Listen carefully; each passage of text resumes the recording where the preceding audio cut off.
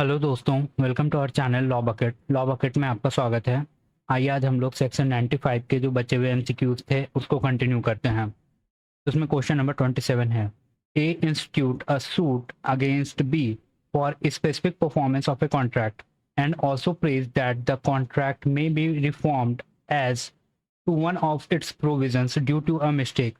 What may A prove in this case? Option हम लोग का है option number A cannot prove any mistake that contradicts the written text. Option B, A may prove that such a mistake was made as would by law entitle him to have the contract reformed. Option C, A can only prove typographical mistakes, not conceptual mistakes. Option C, oral evidence of mistake is strictly excluded in a suit for a specific performance. आइए हम लोग इसका correct answer देखते हैं। इसका correct answer है option number B, ए में prove that such a mistake was made as would by law entitle him have to contract reformed। आइए हम लोग इसका एक्सप्लेनेशन देखते हैं। अगर कॉन्ट्रैक्ट लिखते वक्त जेन्युइन मिस्टेक या टाइपिंग एरर हो गया हो तो लॉ ओरल एविडेंस अलाउ करता है ताकि ये प्रूव किया जा सके कि ये जो मिस्टेक हुई है और जो कोर्ट डॉक्यूमेंट का एक्चुअल एग्रीमेंट के हिसाब से करेक्ट कर सके।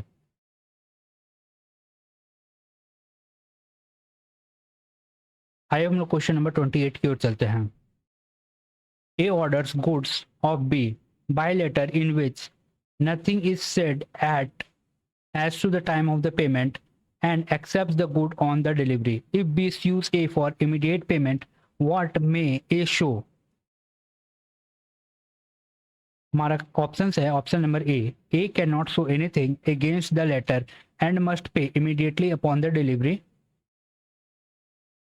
Option B, A may show that the goods were supplied on credit for a term still unexpired. Option C, A can only give evidence if the credit period was written in a separate formal document. Option D, the letter is invalid for being silent on payment and no suit can be maintained. हम लोग जान रहे हैं इसका correct answer होगा option number B, A may show that the goods were supplied on credit for a term still unexpired. आइए अब हम लोग इसका एक्सप्लेनेशन देख लेते हैं। ओरिजिनल ऑर्डर लेटर में पेमेंट कब करना है इस बात का कोई मेंशन नहीं था क्योंकि डॉक्यूमेंट इस पॉइंट पर साइलेंट है, इसलिए ओरल एविडेंस देकर यह प्रूफ किया जा सकता है कि गुड्स क्रेडिट पर बेचा गया था। आइए हम लोग क्वेश्चन नंबर 29 की ओर बढ़ते हैं। A sells B a horse and verbally promises warrants him sound. A gives B a simple note saying bought a horse for rupees 30,000 rupees. Can B prove the verbal warranty in a court? हम लोगों का option है B cannot prove the verbal warranty because it was not written on the paper. Option B may prove the verbal warranty. Option C, the paper is complete contract that excludes all oral warranties. Option D, verbal warranties regarding animals are inadmissible under this section. तो हम लोग जान रहे हैं इसका correct answer होगा option number B में prove the verbal warranty. आइए अब हम लोग इसका एक्सप्लेनेशन देख लेते हैं। बी को दिया गया पेपर कोई डिटेल्ड लीगल कॉन्ट्रैक्ट नहीं है, वह सिर्फ एक सिंपल रिसिप्ट है जिसमें प्राइस लिखा हुआ है। क्योंकि रिसिप्ट इनफॉर्मल है और हॉर्स के हेल्थ के बारे में कुछ नहीं लिखा, इसलिए बी ओरल एविडेंस देकर यह प्रूफ कर सकता है कि हॉर्स हेल्दी होने का वर्बल वारंटी दिया गया था। आइए अब हम लोग क्वेश्चन नंबर 30 की ओर चलते हैं। Consider the two scenarios regarding hiring lodgings. और पहला कंडीशन 1 है, A gets a simple card saying rooms 10,000 rupees a month. Second है, A signs a regularly stamped agreement drawn up by an advocate for a year. Both are silent on the board. What is the admissibility of verbal agreement regarding food? तो आइए हम लोग इसका option देख लेते हैं। Option A, in both cases A may prove that board was included verbally. Option B, in the first case A may prove a verbal agreement that these terms were to include a partial board, and in second case A may not prove that the board was included in the terms verbally. Option C, in both cases A is strictly barred from proving that board was included verbally. Option D, in the first case A may not prove it, but in the second case A may prove it due to presence of an advocate। हम लोग जान रहे हैं इसका correct answer होगा option number B, in the first case A may prove verbal agreement that these terms were to include partial board, and in second case, A may not prove that board was included in the term verbally. आइए अब हम लोग इसका explanation देख लेते हैं। यह degree of formality को हाईलाइट करता है। सिंपल रूम कार्ड इनफॉर्मल होता है, इसलिए फूड के बारे में ओरल एग्रीमेंट प्रूव किया जा सकता है, लेकिन लॉयर द्वारा बनाया गया फॉर्मल स्टैम्प लीज एक्सपेक्टेड होता है कि उसमें हर इंपॉर्टेंट डिटेल्स लिखी गई होगी। अगर उसमें फूड का मेंशन नहीं है तो कोर्ट ये मानेगा कि ये डील का पार्ट नहीं था। आइए हम लोग क्वेश्चन नंबर 31 की ओर चलते हैं।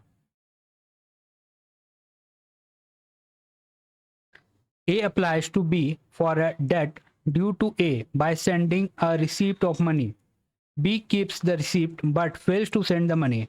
In a suit for the amount, can A prove that no money was actually received despite B holding the receipt? Options है option A no, because B's possession of the receipt is a absolute written proof of payment. Option B, in a suit for the amount, A may prove this. Option C, A can only prove this if this admits it is in writing. Option D, the receipt invalidates the debt entirely. आइए हम लोग इसका explanation देख लेते हैं। Receipt contract या property deed नहीं होती, यह सिर्फ पेमेंट होने का प्रूफ, रिटर्न प्रूफ होता है। अगर बी रिसीप्ट लेकर भी पेमेंट ना करे तो ए ओरल एविडेंस देकर कोर्ट को यह बता सकता है कि एक्चुअल में पेमेंट हुआ ही नहीं था। आइए हम लोग क्वेश्चन नंबर 32 की ओर चलते हैं।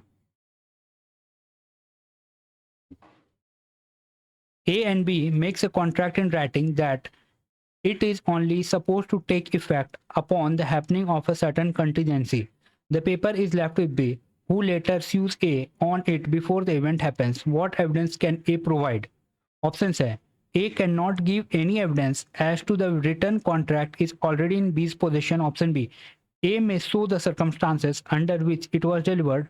Option C, A can only give written proof of its contingency. Option D, the contract is deemed absolute because it was delivered to B. तो हम लोग जानते हैं इसका करेक्ट आंसर होगा ऑप्शन नंबर बी, ए में show the circumstances under which it was delivered. आइए अब हम लोग इसका एक्सप्लेनेशन देख लेते हैं। यह कंडीशन प्रेसिडेंट का एग्जांपल है। ए ओरल एविडेंस दे सकता है कि साइन किया हुआ डॉक्यूमेंट होने के बाद भी पार्टीज ने एग्री किया था कि कॉन्ट्रैक्ट तब तक इफेक्टिव नहीं होगा जब तक कोई स्पेसिफिक कंडीशन या इवेंट कंप्लीट ना हो। आइए हम लोग क्वेश्चन नंबर 33 पे चलते हैं, जो कि बात करता है पेटेंट एम्बिग्यूटी से।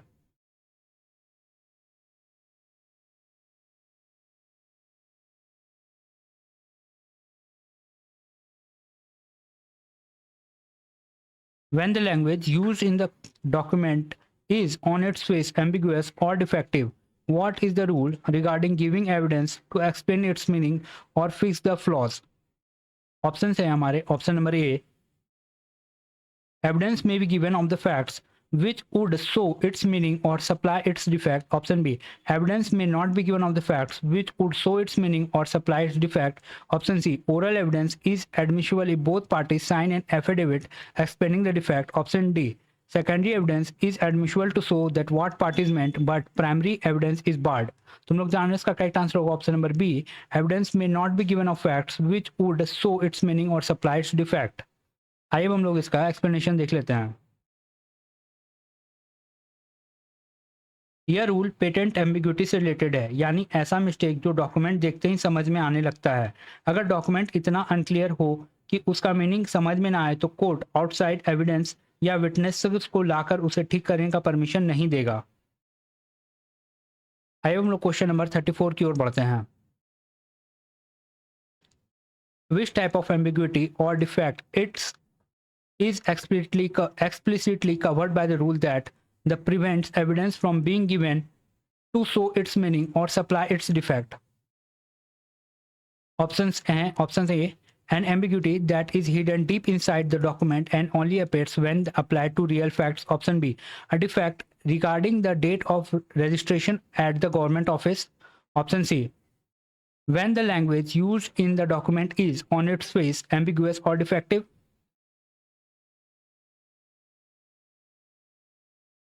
Option D, a minor typographical error that does not change the core meaning of the text. तो हम लोग जानते हैं इसका करेक्ट आंसर होगा option number C, when the language used in the document on its face ambiguous or defective. आइए अब हम लोग इसका एक्सप्लेनेशन देख लेते हैं.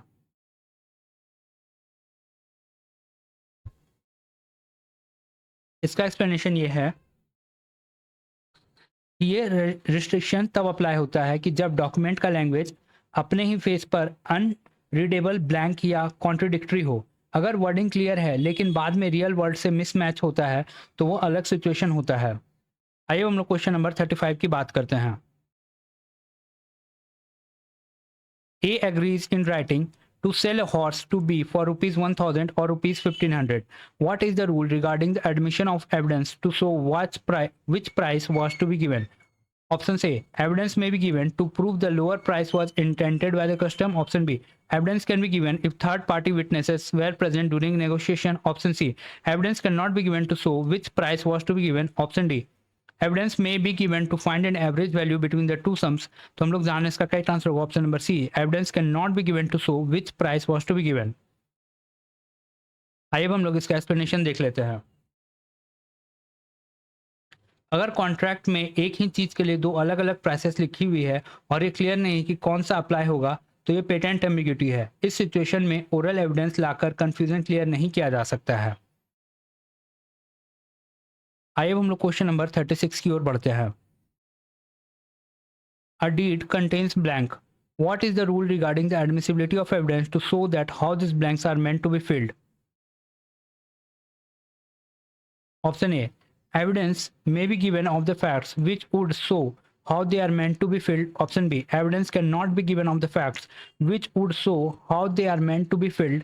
Option C, oral evidence is admissible only if the blanks relate to dates or name. Option D, secondary evidence is automatically allowed to plug structural gaps in the dates. तो हम लोग जानने इसका करेक्ट आंसर होगा option number B, evidence can not be given of the facts which would show how they are meant to be filled. आइए हम लोग इसका एक्सप्लेनेशन देख लेते हैं.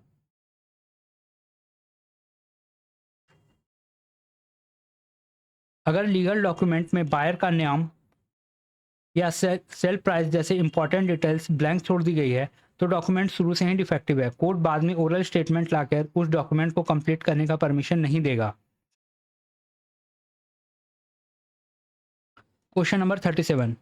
When the language used in a document is plain in itself and when it applies accurately to the existing fact, what is the rule regarding giving evidence to show its application?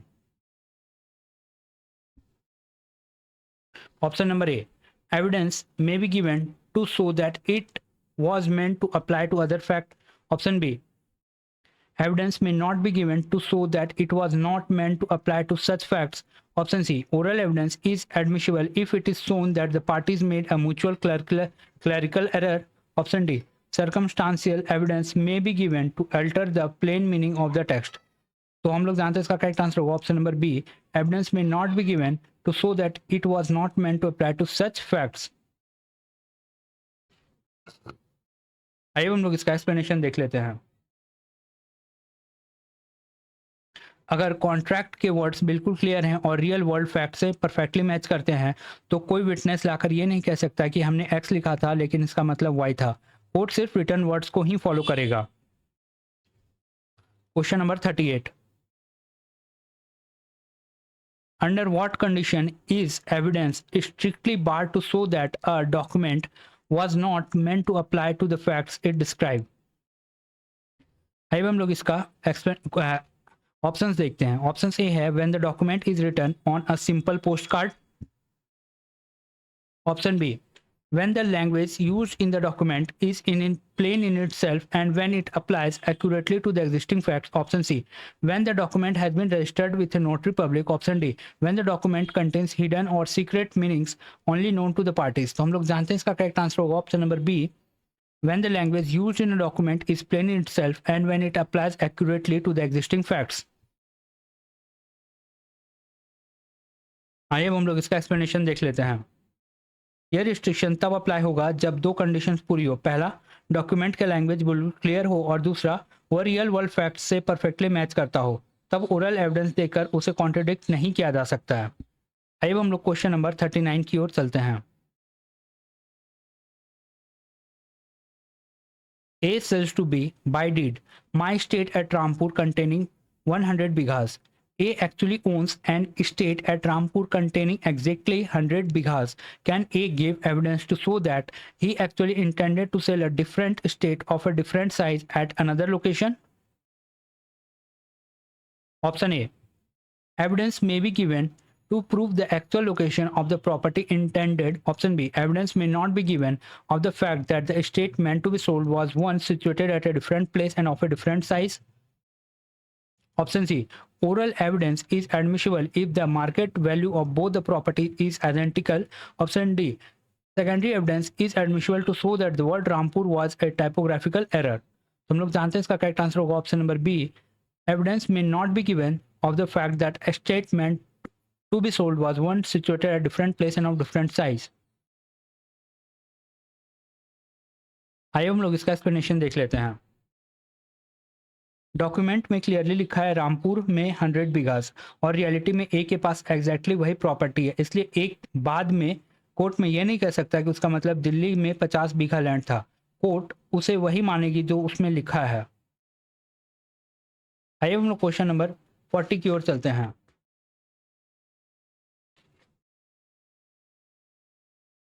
Question number 40, latent ambiguity.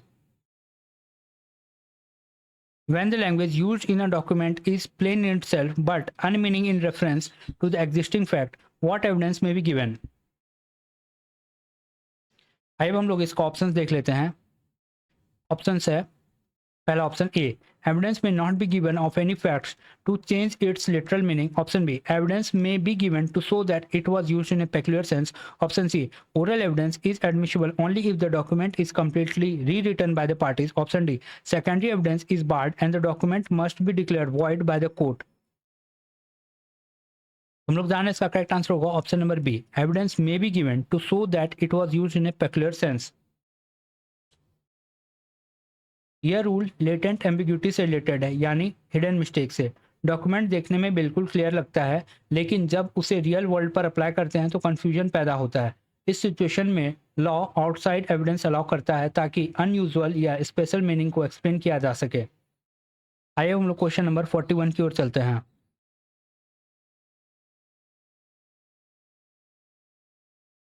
Under what specific condition does this section allow evidence to be given to show that language was used in a peculiar sense?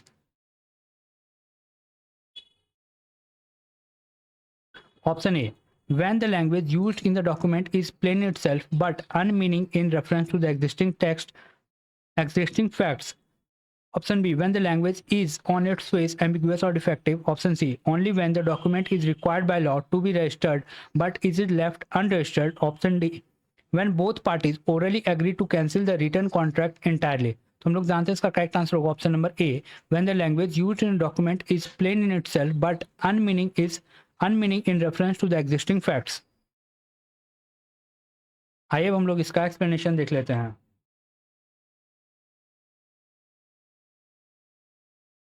इस rule को apply करने के लिए document का text paper पर बिल्कुल सही दिखना चाहिए, लेकिन जब उसे रियलिटी पर अप्लाई करेंगे तो वो कंप्लीटली फेल हो जाएगा। जब clear language real world fact से क्लैश करता है तो लॉ आउटसाइड एविडेंस लाने का परमिशन देता है ताकि वर्ड्स का एक्चुअल मीनिंग एक्सप्लेन किया जा सके। आइए हम लोग क्वेश्चन नंबर 42 की ओर चलते हैं।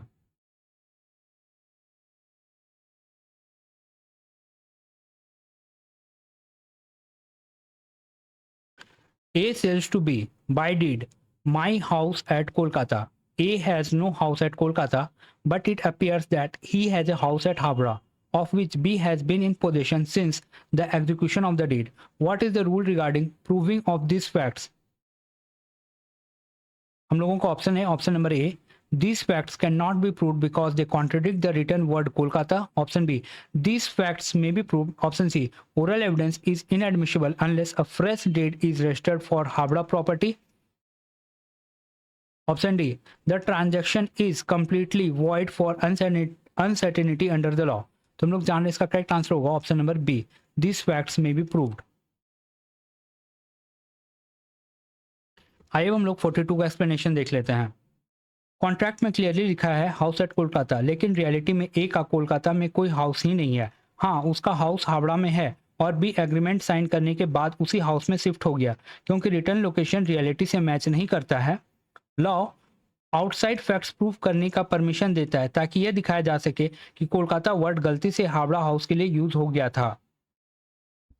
आइए हम लोग क्वेश्चन नंबर 43 की ओर चलते हैं। When the facts are such that language used might have been meant to apply to anyone and could not have been meant to apply to more than one of the several person or things, what is the rule regarding evidence? आइए हम लोग इसका option देख लेते हैं। No evidence shall be given to explain the document and the transaction is void for uncertainty. Option B, evidence may be given of the facts which shows which of these person or things it was intended to apply to. Option C, oral evidence is completely barred unless a new registered amendment is made. Option D, the document applies automatically to the first person or thing mentioned chronologically. तो हम लोग जानते हैं इसका correct answer होगा option number B, evidence may be given of the fact which shows which of these person or things it was intended to apply to. आइए हम लोग इसका एक्सप्लेनेशन देख लेते हैं। यह सेक्शन एक स्पेसिफिक टाइप का लेटेंट एम्बिग्यूटी डील करता है। पेपर पर किसी पर्सन या थिंग का डिस्क्रिप्शन बिल्कुल यूनिक और क्लियर लगता है, लेकिन रियलिटी में उस डिस्क्रिप्शन से मैच करने वाली एक से ज़्यादा चीज़ें निकल आती है। इसलिए लॉ बैकग्राउंड फैक्ट्स लाने का परमिशन देता है ताकि यह प्रूफ किया जा सके कि एक्चुअली किसकी बात हो रही है।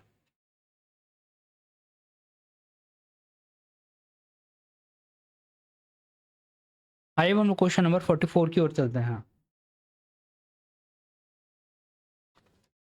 Under what exact statutory circumstances does this section allow evidence to be given to clarify the target of the language? Option A, when the language is on its face completely ambiguous, blank or defective. Option B, when the language applies partially to one fact and partially to another thing simultaneously. Option C, when the facts are such that the language used might have been meant to apply to anyone and could not have been meant to apply to more than one of several person or things. Option D, only when the property value exceeds a specific legal threshold mandated by the state.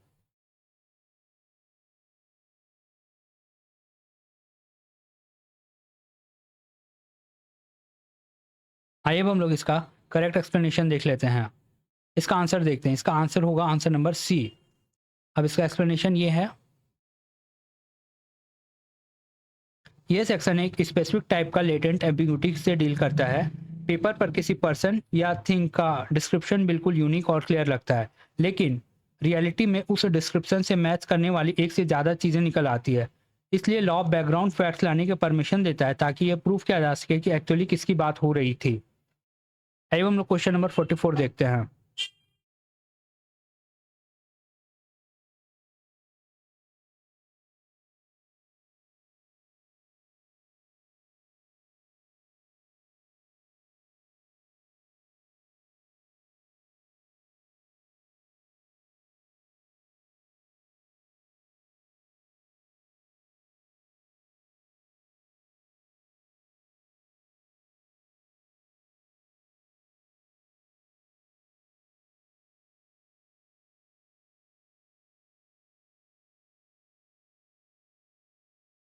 आइए हम लोग question number 45 की ओर चलते हैं। A agrees to sell to B for 1000 rupees my white horse. A has two white horse. What is the admissibility of evidence regarding the transaction?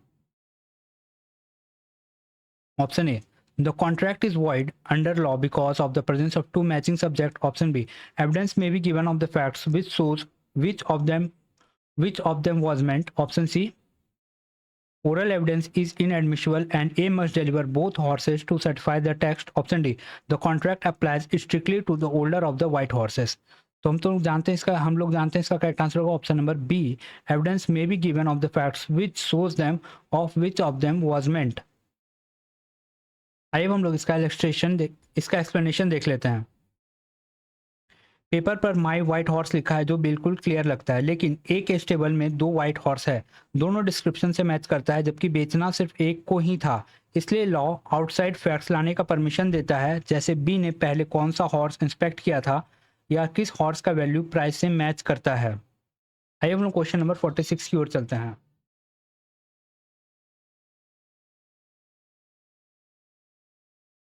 A agrees to accompany B to Ramgarh. In reality, there are multiple locations named Ramgarh, example in Rajasthan and in Uttarakhand. What is the rules regarding the admission of evidence of each case? Option A, the agreement is illegal and unmeaning in reference to the existing geography. Option B, no evidence can be given and the travel destination must be chosen by B alone. Evidence may be given to of facts showing whether Ramgarh in Rajasthan or Ramgarh in Uttarakhand was meant. Option D, written text containing duplicate geographical names is automatically void. तुम लोग जान रहे हैं इसका explanation होगा। इसका correct answer होगा option number C, evidence may be given of fact showing whether Ramgarh in Rajasthan or Ramgarh in Uttarakhand was meant. आइए हम लोग इसका एक्सप्लेनेशन देख लेते हैं। कॉन्ट्रैक्ट में डेस्टिनेशन सिर्फ रामगढ़ लिखा है, पेपर पर सब कुछ क्लियर लगता है, लेकिन रियलिटी में रामगढ़ नाम एक से ज़्यादा जगह है। इस कन्फ्यूजन को क्लियर करने के लिए लॉ सराउंडिंग फैक्ट्स प्रूव करने का परमिशन देता है, जैसे पार्टी ने राजस्थान की ट्रेन की टिकट्स बुक की थी।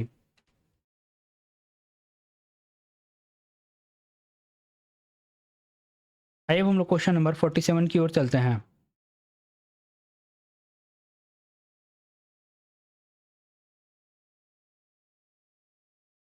When the language used in the document applies partly to one set of the existing facts and partly to another set of existing fact, but the whole of it does not apply correctly to the other, what is the rule regarding the evidence? Question number 47. Option है हमारे, option number A, no evidence shall be allowed and the document must be declared void for complete uncertainty. Option B, evidence may be given to show to which of the two it was meant to apply. Option C, oral evidence is admissible only to cancel the entire transaction. Option D, the document automatically applies to the set of facts that carries the higher financial value. तुम लोग जानते हो इसका correct answer होगा option number B, evidence may be given to show of which of the two it was meant to apply.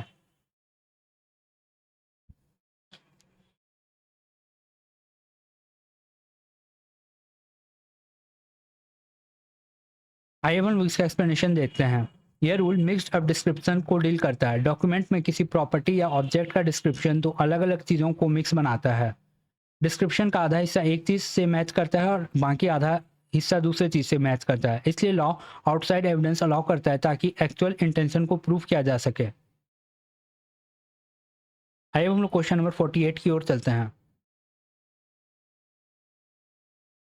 Under what exact statutory circumstance is evidence admissible to clarify which of the two sets of the fact a document was meant to target? Option A, when the document is completely blank or written in foreign language. Option B, when the language used in a document is plain in itself and when it is applied accurately to the existing facts. Option C, when the language used applies partly to one of the existing facts and partly to another set of existing facts, but the whole of it does not apply correctly to the other.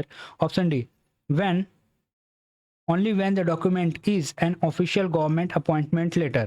तुम लोग जाने इसका correct answer होगा option number C, when the language used applies partly to one of the set of the existing facts and partly to the another set of existing facts, but the whole of it does not apply correctly to either. आइए अब हम लोग इसका explanation देख लेते हैं। इस rule को अप्लाई होने के लिए डॉक्यूमेंट में हाफ राइट और हाफ रॉन्ग डिस्क्रिप्शन होना चाहिए। डिस्क्रिप्शन ना तो कम्प्लीटली मीनिंगलेस हो और ना ही परफेक्टली करेक्ट। ऐसे सिचुएशन में ओरल एविडेंस देकर कंफ्यूजन क्लियर किया जा सकता है।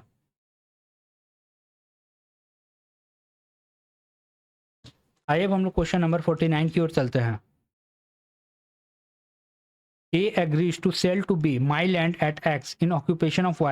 In reality, A has land at X, but it is not occupied by Y. He also has land occupied by Y, but it is located somewhere else, not at X. What is the rule regarding the admission of evidence to show what A meant to sell? आइए अब हम लोग इसका option देख लेते हैं। The contract is void under the law because of the description fails to apply correctly to any property. Option B, evidence may be given of the fact showing of which he meant to sell. Option C, oral evidence is strictly barred and the buyer can choose either piece of land. Option D, the contract applies strictly to the land located at X regardless of the occupier. तो हम लोग जानते हैं इसका correct answer होगा option number B, evidence may be given of the fact showing which he meant to sell.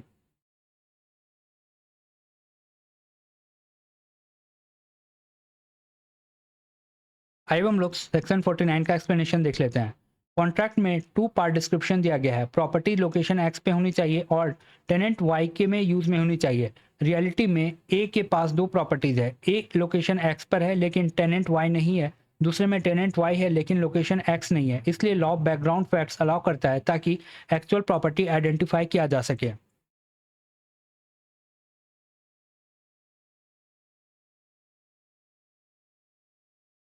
आइए हम लोग क्वेश्चन नंबर 50 की ओर चलते हैं। For which of the following may evidence be given under this section to show their meaning or explanation? Option है हमारे। Option number A, written terms that are explicitly required by law to be registered but are missing from the text. Option B, evidence may be given to show the meaning of illegible or not commonly intelligible characters of foreign, obsolete, technical, local and regional expressions of abbreviation and of words used in peculiar sense. Option C, only foreign language words used in international trade agreement. Option D, any oral agreement that completely alters the written piece of transaction. तो हम लोग जानते हैं इसका correct answer होगा option number B, evidence may be given of illegible, unintelligible characters, foreign, technical, local or regional words that are used in a peculiar sense. तो आइए हम लोग इसका एक्सप्लेनेशन देख लेते हैं। डॉक्यूमेंट हमेशा सिंपल लैंग्वेज में नहीं लिखे जाते, कभी हैंडराइटिंग डिफिकल्ट होती है, कभी फॉरेन लैंग्वेज होता है या कभी शॉर्ट टर्म्स, ओल्ड टर्म्स या टेक्निकल जार्गन का यूज होता है। ऐसे सिचुएशन में लॉ एक्सपर्ट या आउटसाइड एविडेंस लाने का परमिशन देता है ताकि उस वर्ड्स का एक्चुअल मीनिंग एक्सप्लेन किया जा सके। आइए हम लोग क्वेश्चन नंबर 51 की ओर चलते हैं। Under this section, oral evidence or explanation is allowed because words or characters in the documents are option A, on their face completely ambiguous, blank or structurally defective. Option B, plain in themselves and can apply accurately to the existing facts. Option C, illegible or not commonly intelligible characters of foreign, obsolete, technical, local or regional expressions of abbreviation and of words used in a peculiar sense. Option D, purposely hidden by the parties to defraud the public officer. तो हम लोग जानते हैं इसका correct answer होगा option number C.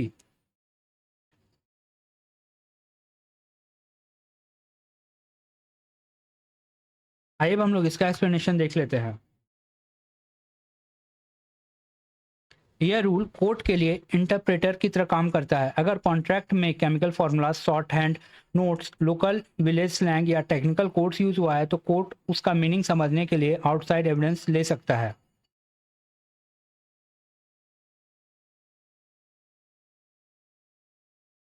Question number 50, a sculptor agrees to sell to B all my mods, A has both models and modelling tools, what is the admissibility of evidence to show that what A meant to cell?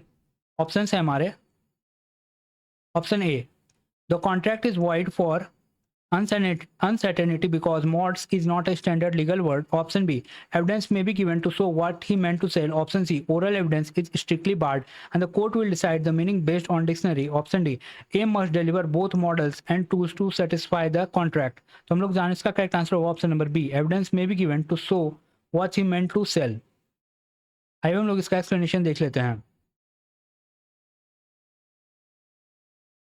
अगर contract में sculptor ने mods abbreviation use किया है और art industry में उसका meaning models भी हो सकता है और मॉडलिंग टूल्स भी, तो लॉ आउटसाइड एविडेंस अलाउ करता है ताकि यह प्रूफ किया जा सके कि पार्टीज का एक्चुअल मतलब क्या था।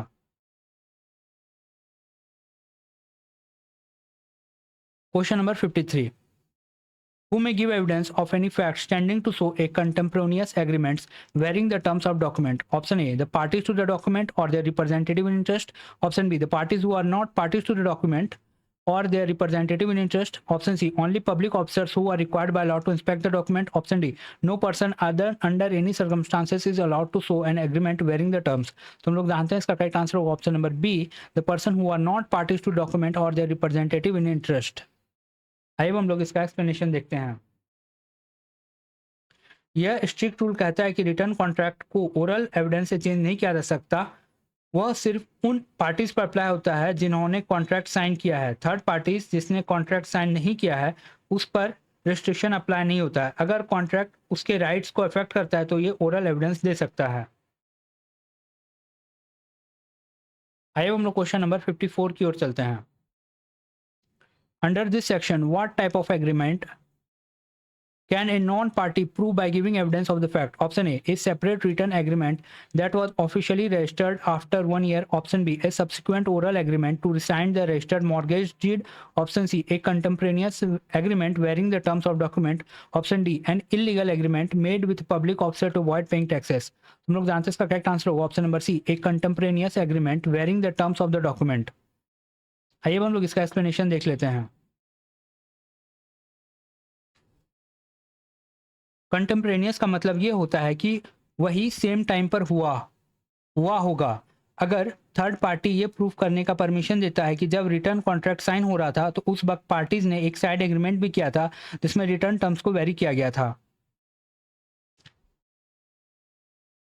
Question number 55, A and B makes a contract in writing that B shall sell a certain cotton to be paid on delivery. At the same time, they make an oral agreement that 3 months credit shall be given to A.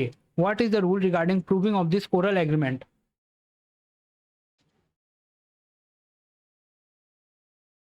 Option number A, it can be proved by either A or B to protect their financial interest. Option B, it could not be proved as between A and B, but it might be proved by C if it affected their interest. Option C, it cannot be proved by anyone because it directly varies the return delivery terms. Option D, it must be proved by calling the advocate who drafted the written contract. तो हम लोग जानते हैं इसका correct answer होगा option number B, it could not be proved as between A and B, but it might be proved by C if it affected his interest. आइए हम लोग इसका एक्सप्लेनेशन देख लेते हैं। अगर ए और बी आपस में कोर्ट में आर्ग्यू करेंगे तो जज कहेगा कि रिटर्न कॉन्ट्रैक्ट में कैश ऑन डिलीवरी लिखा हुआ है, इसलिए ओरल क्रेडिट एग्रीमेंट को प्रूव नहीं किया जा सकता। लेकिन अगर थर्ड पर्सन सी का लीगल इंटरेस्ट उस ट्रांजैक्शन से जुड़ा हो तो ओरल एविडेंस देकर यह प्रूव किया जा सकता है कि ए और बी ने सीक्रेटली 3 मंथ्स का क्रेडिट एग्रीमेंट भी किया था।